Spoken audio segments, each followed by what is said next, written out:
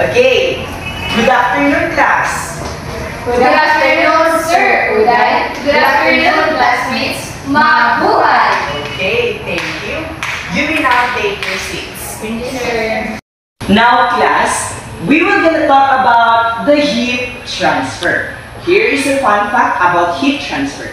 Heat transfer, it is a transfer of thermal energy from one body or system to another due to its temperature difference. Okay, pag sinabi natin ng temperature, ito po ay kung yung isang apoy or ang isang init, yung init na yon ay ipapasa niya yung init sa isang bagay. That is the example of heat transfer. There is a 3 methods of heat transfer. What are those? Those are number 1, conduction, number 2, convection, number 3, radiation. I assume that you already understand our discussion for today. So now, I have a question and you will answer me true or false.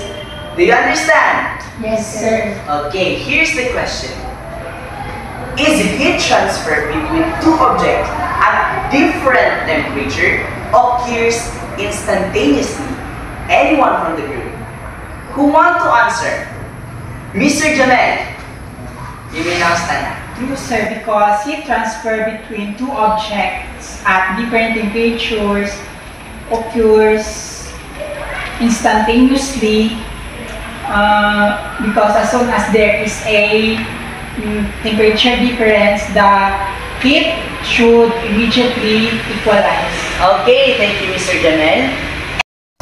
Anyone else who want to answer? Who else want to answer? Anyone? Okay, Miss Red. So the answer, sir, is false po. False po. Because heat transfer do not occurs immediately po.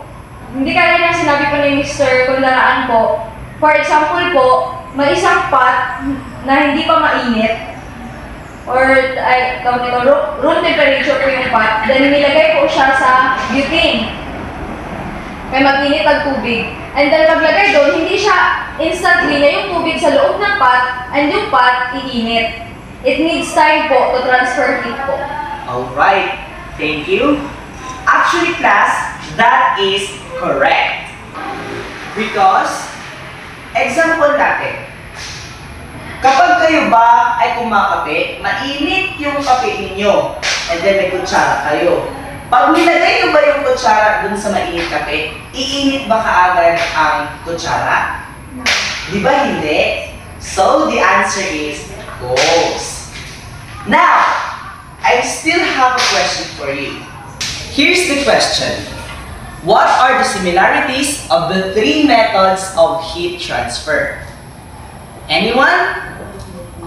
Okay, since none, I will explain the similarities of the 3 methods of heat transfer.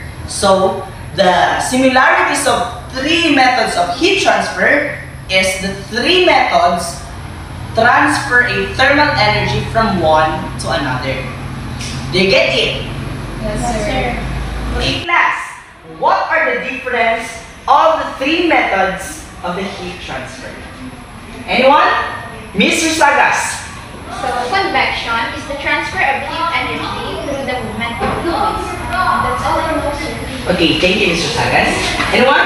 Okay, Ms. Bacolod. So, radiation is a form of heat transfer in which no physical contact is made between the two things. And also, radiation is the name given to the heat transmission in which no medium of transport is necessary.